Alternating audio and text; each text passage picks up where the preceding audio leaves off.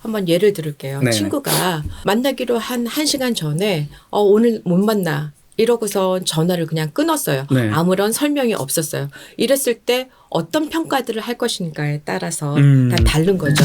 그래서 부정적인 평가를 한다면 안녕하세요. 글렌델에 사는 독거노총각 김한준입니다. 오늘은 저번 그 보이는 라디오 힘든 연애편에 이어서 또 흥미로운 콘텐츠로 여러분들께 이렇게 찾아뵙게 되는데요. 주제를 듣자마자 이게 굉장히 중요하면서도 공감을 많이 불러일으킬 수 있는 주제라고 생각해서 저도 굉장히 기대하는 마음을 가지고 또 찾아오게 됐습니다. 오늘의 주제는 바로 불안입니다.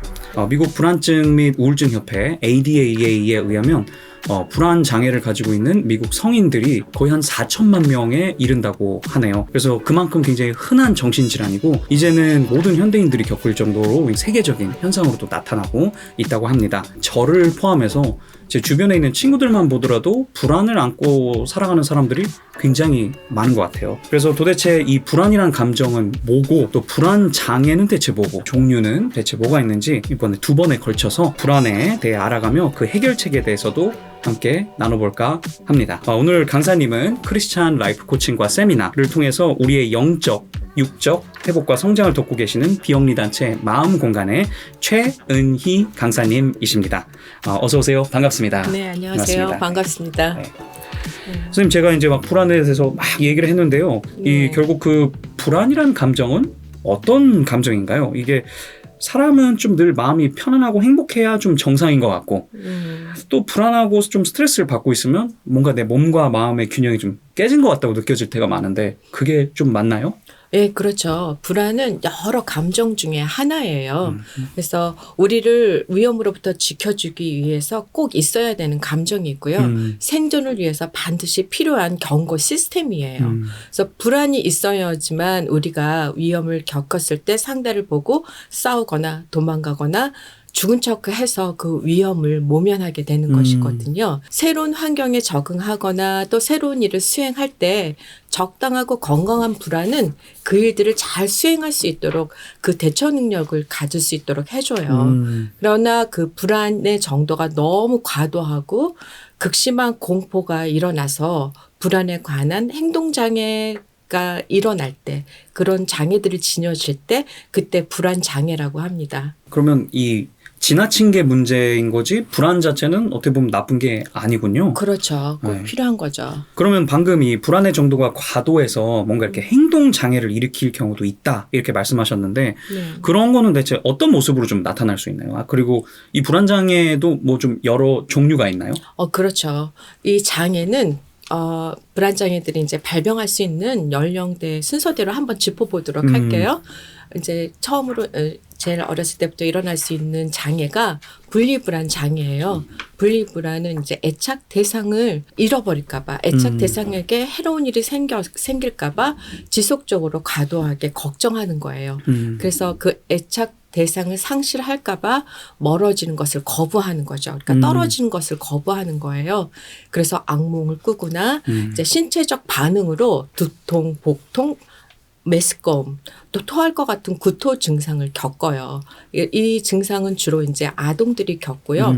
어른들도 성인들도 이 증상으로 쓰러질 것 같거나 어지럽거나 두근거림에 심혈관 관계에 그 증상들을 겪게 되는 거죠. 이 증상이 청소년의 경우는 한 4주 정도만 돼도 분리불안 장애고 성인 경우에는 한 6개월 지나면 6개월. 예, 분리불안 장애라고 이렇게 병명이 내려집니다. 그러면 이 분리불안 장애라는 게 그냥 이렇게 심리적으로 그냥 불안한 것뿐만이 아니라 어떻게 보면 실제 신체 질병으로도 나타나는 거네요. 그렇죠. 모든 불안에는 심리적인 증상과 함께 신체적인 증상도 동반을 해요. 그리고 사실 우리가 다들 이렇게 그 성인이 돼서도 뭐 혼자 있는 걸 잘 못하거나 아니면 좋아하는 사람과 좀 헤어져 있는 걸 좀 힘들어하는 사람들을 보면 우스갯소리로 너 분리불안이냐 이렇게 얘기할 때가 있잖아요. 근데 이런 분리불안이라는 건 그럼 결국 이 성인이 돼서 계속 이런 분리불안을 보인다는 거는 그럼 어릴 때부터 이러한 그 어떤 마음의 상태가 쭉 이어져 왔다고도 볼 수 있는 건가요? 네, 그럴 경우가 많죠. 하지만 이제 도중에라도 또 사랑하는 사람을 갑작스럽게 잃어버렸다든가 부모님이 이제 세상을 떠나시거나 그런 경우가 되면 또 그때서부터 이렇게 불안하게 되는 거죠. 예. 근데 그거는 정말 불안할 만할 것 같아요. 예, 그렇죠. 어렸을 때 정말로 소중하다고 여기는 사람이 갑자기 사라지는 경험을 하면 사실 모든 것들에 대해서 이게 그렇죠. 정말 이게 영원할까 하는 불안감이 일어날 것 같기도 그렇죠. 예. 하네요. 예, 예. 충분히 이해가 됩니다. 그러면 이런 분리불안 외에도 혹시 또 다른 또 불안 장애가 있나요? 예, 선택적 함구증이라고 셀렉티브 뮤티즘이라고 하는데 다른 상황에서는 말을 할 수 있지만 어떤 특정적인 사회적인 상황에서 말을 하지 못하는 거예요. 그래서 이거는 원인이 높은 사회 불안 때문이라고 하는데 부모나 가족이 계실 때는 말을 하는데 어느 누가 먼 친척만 와도 말이 이제 할 수 없거나 아니면 이제 학교를 시작해서 1개월 동안 말을 하지 않는 거는 그냥 자연스러운데 1개월이 지나도 말을 하지 않으면 이거를 이제 장애라고 볼 수 있는 거죠. 이런 선택적 한국증 아이들은 주로 다른 불안 장애들이 또 진단이 추가되는데 가장 많이 이제 추가되는 게 사회 불안 장애가 추가되고 있어요. 또 특정 공포증이 있어요. 어떤 것이냐면 특정한 상황이나 대상에 대해서 공포를 느끼는 거예요. 예를 들면 비행기를 탄다던가 높은 곳에 올라가는 거, 뭐 주사 맞는 거, 피를 보는 거, 뱀이나 거미, 심지어는 개까지도 대상에 대해서 이제 공포를 느끼는 거거든요. 그래서 이거는 실제의 위험보다도 더 극심하게 느끼는 공포를 말하고 있어요. 그러니까 사진 같은 것만 봐도 무서워서 이렇게 두려움에 쌓이고 공포를 느끼는 수준을 말하고 있거든요. 그래서 그 극심한 상황을 회피하는 거죠. 그리고 견디더라도 너무 이제 불안하고 공포를 가지고 견디는 거죠. 그 상황에서. 네. 맞아요. 어떻게 보면 저희가 말하는 그 고소공포증 같은 것도 특정 공포증, 그러니까 그렇죠. 그 불안장애 한 유형이 될 수 있는 거죠. 그렇죠. 예. 사실 저도 고소공포증이 있어서 절대 롤러코스터 안 타거든요. 그렇죠. 네. 예, 이거는 이제 공포 이 불안 장애는 어쩌면 이렇게 진단이 안 내려지는 경우가 있는데 왜냐하면 다들 회피하기 때문에. 예. 그래서 불안이라고 생각하지 않을 수도 있어요. 그럴 수도 있군요. 네네. 그리고 저는 이 선택적 함구증도 굉장히 좀 재밌었던 게 이제 그 학교 갔는데 거기서 1개월 동안 말을 하지 않는 경우는 이제 그때부터 장애로 본다고 하셨잖아요. 네. 항상 그 학교 처음 갔을 때 새로운 반을 만났을 때 그 공포가 엄청나잖아요. 그렇죠. 그래서 그렇죠.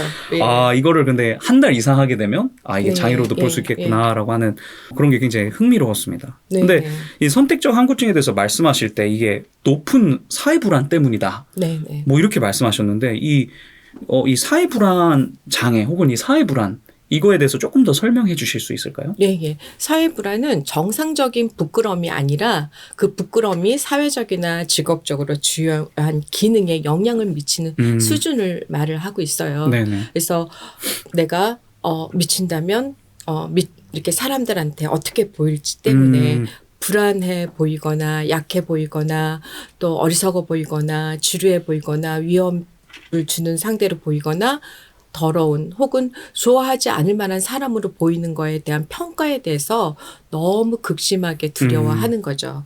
이랬을 때는 또 그에 따른 증상들이 나타나요. 근데 그 증상들이 얼굴이 붉어지거나 그러니까 떨리거나 땀을 흘리거나 말을 더듬거나 심지어는 노려보는 것 같이 그런 이제 불안 때문에 불안 증세들이 나오는데 또 그 증세들을 두려워하는 거죠. 그 불안이 실제로 받는 부정적인 평가보다도 그 결과에 비해서 더욱 매우 극심하게 자기가 공포를 느끼는 수준을 말하는 거죠.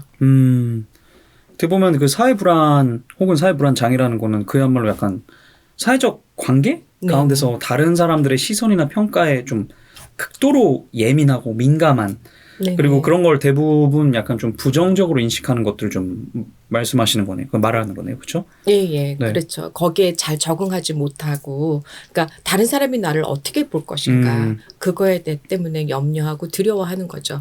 그래서 이제 학교에서 발표할 때 내가 말을 더듬거나 그러면 어떻게 하나 걱정하고 그쵸. 그래서 그 자리를 피하게 되는 거고 어쩔 줄 몰라 하는 거죠. 또 이제 직장에서는 사람들과의 관계에서 프레젠테이션도 힘들 뿐더러 그쵸. 네, 사람들 만났을 때 내가 땀을 흘리고 말을 더듬고 심지어는 이제 컵을 줄 때 덜덜덜덜 떤다면은 너무 불안하니까 그 증세도 이제 피하고 싶고 그래서 자꾸 반복적으로 그 자리를 피하게 되는 것이죠.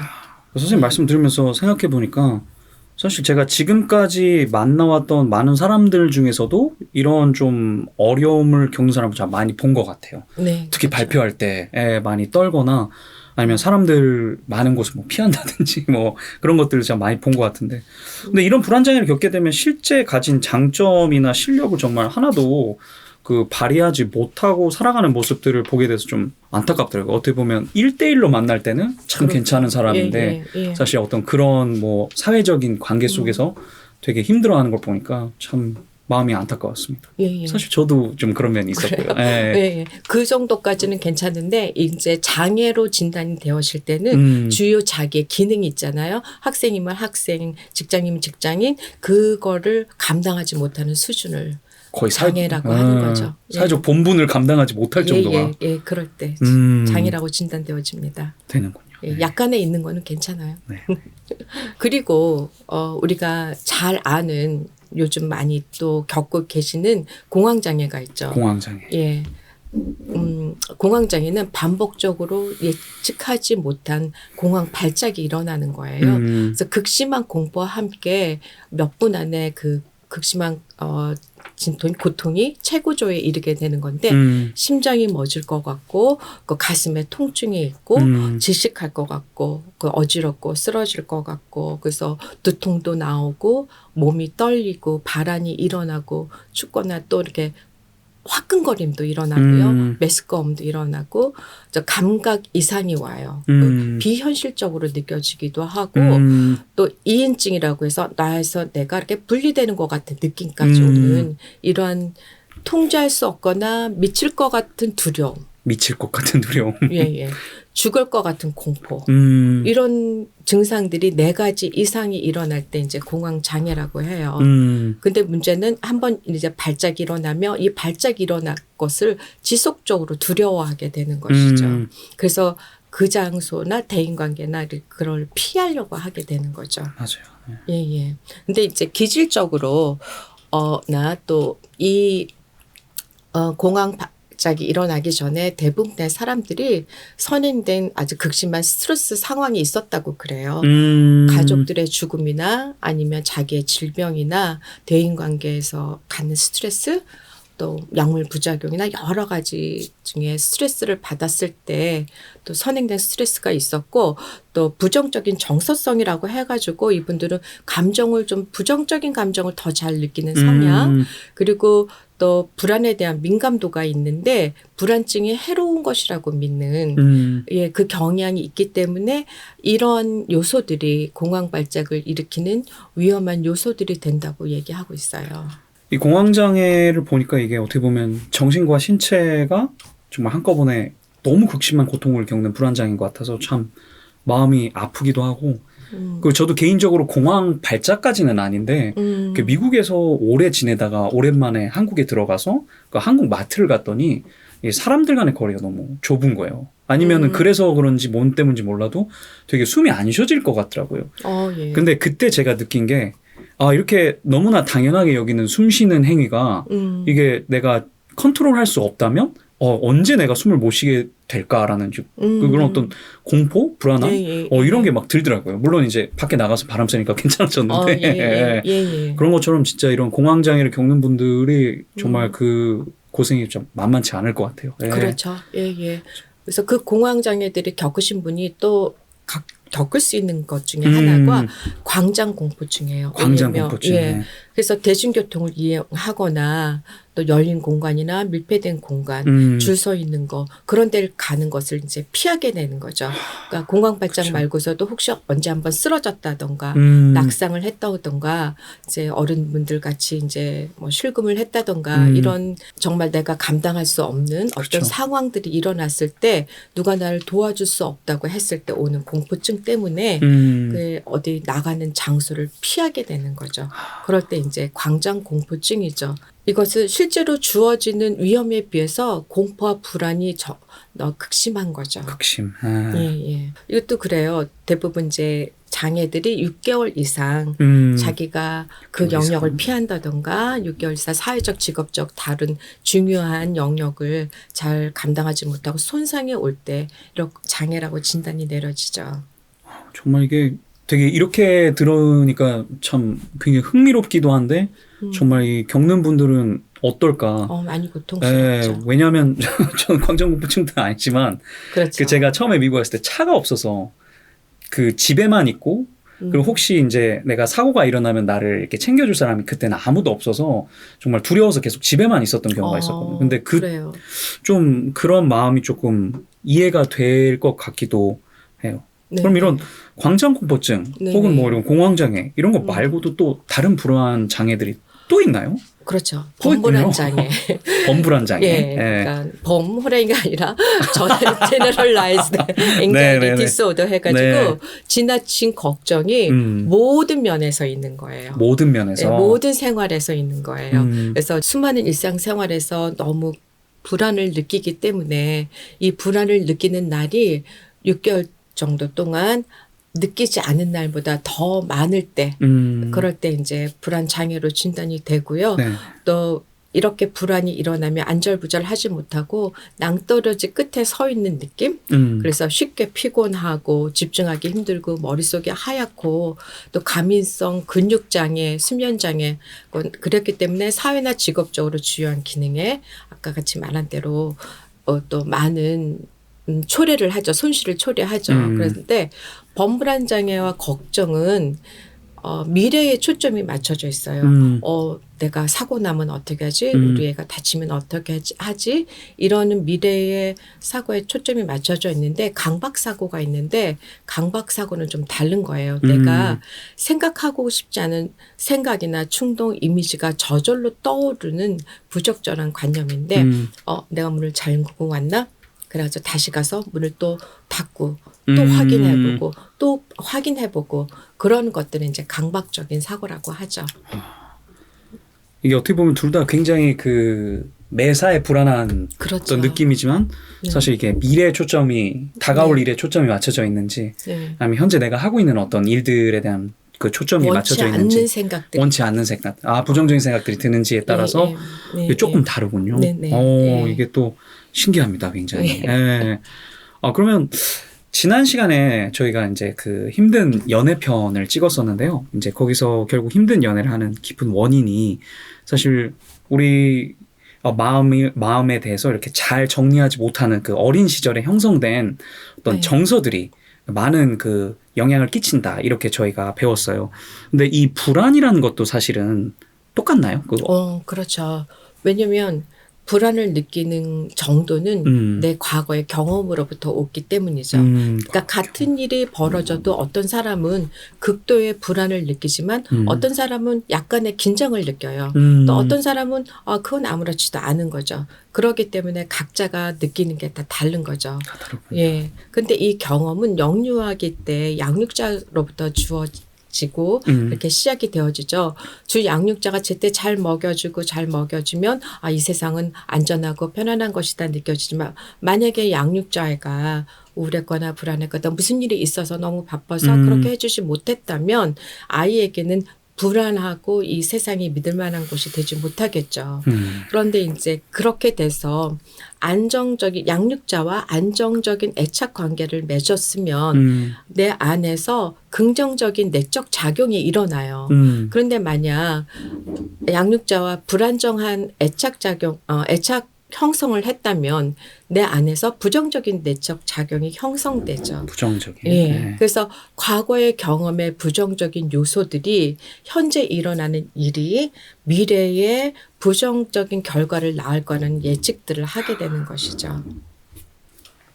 네, 그래서 신생아의 첫 감정은 양육자를 통해서 경험되어지잖아요. 근데 양육자가 언제 긍정적으로 반응하는지 칭찬하고 안아주고 웃어주고 야단치는지를 보면서 감정을 배워요. 그리고 행동과 감정을 평가하는 법도 배우죠. 그래서 무엇이 좋고 나쁜지 판단하는 기준을 부모로부터 아무런 그냥 점검 없이 받아들이게 되는 거거든요. 또 자라면서 주위 사람들로부터의 판단을 또 의미와 기준 등을 배우고 익히면서 그 평가들을 의식하지 못한데 감정적으로 반응하게 되는 거죠. 이렇게 매 순간마다 우리는 주변에서 일어나는 일들을 판단하고 또 자기 자신들을 판단을 해요. 근데 이렇게 학습된 평가는 순간 무의식적으로 자동적으로 일어나요. 그런데 그 이제 무의식적으로 일어나는 평가들이 꼭 세 가지가 있는데 긍정적인 평가, 부정적인 평가, 중립적인 평가들이 오겠죠. 그럴 때 부정적인 평가는 반드시 부정적인 감정을 불러온다는 것이에요. 그래서 나쁘다, 무섭다, 큰일 났다, 힘들다, 억울하다. 그런 평가들은 분노, 우울, 불안, 짜증, 두려움 이런 부정적인 평가들을 불러오고요. 반대로 멋지다, 예쁘다, 신선하다, 새롭다, 호감감다 이럴 때는 긍정적인 평가에 사랑하는 마음, 이렇게 기쁜 마음, 즐거운 마음, 반가운 마음 이런 감정들이 불러오게 되어 있죠. 근데 중립적인 평가도 괜찮아요. 중립적인 평가를 느끼면 이 정도면 괜찮아, 좋아. 만족해. 이럴 때는 평온하고 만족한 느낌이 불러오게 되죠. 예, 그래서 불안은 우리가 어떤 것을 위험하다고 생각하고 판단한 그 결과의 감정이 되는 것이죠. 그렇죠.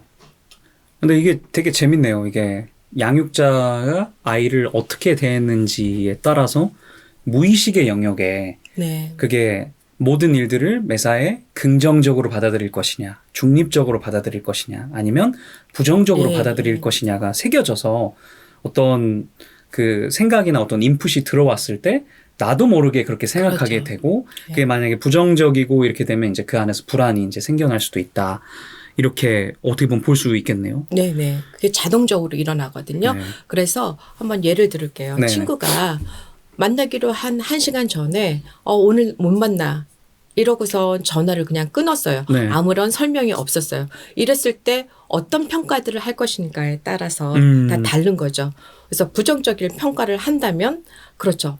나를 싫어하는 거구나. 얘 나한테 더 관심이 없구나. 날 무시하는구나. 예. 그렇게 평가되면 어떤 감정이 불러오겠어요. 분노가 일어나고. 그렇죠. 네. 화가 나고 네. 속상하죠. 그런데 이제 중립적으로 바쁜가? 무슨 일 생겼나? 뭐 또 시간 나면 다시 연락하겠지. 이렇게 된다면 그냥 마음이 편안하죠. 근데 더 긍정적으로 간다면 갑자기 나 혼자 즐길 좋은 시간이 생겼네? 그래서 밀린 일 할까? 아니면 밀린 영화 볼까? 이러면 즐거워지죠. 네네네. 예, 이런 식으로 내가 어떤 걸 평가를 했는지에 따라 어떤 감정이 쫓아오는 줄 알게 된다면 내가 내린 평가를 다시 한번 또 평가해 보는 거예요. 그렇죠. 예, 그래서 부정에 평가했다, 긍정했다가 중립했다가 긍정으로 가면 도움을 받을 수가 있죠. 그럼 어떻게 보면 이 불안이라는 것도 이 계속 제가 이렇게 예를 들어서 저도 무의식적으로 어떤 거에 대해서 굉장히 부정적인 평가를 내렸을 때 네. 내가 왜 갑자기 이렇게 생각하지? 라고 그거를 좀 의식의 영역으로 끌어올려서 네네. 좀 그렇게 생각할 필요 없지 이런 식으로 계속 이렇게 생각을 좀 바꿔나가다 보면 네. 이렇게 어떻게 보면 불안도 많이 좀 해소가 될 수도 있는 건가요? 그렇죠. 네.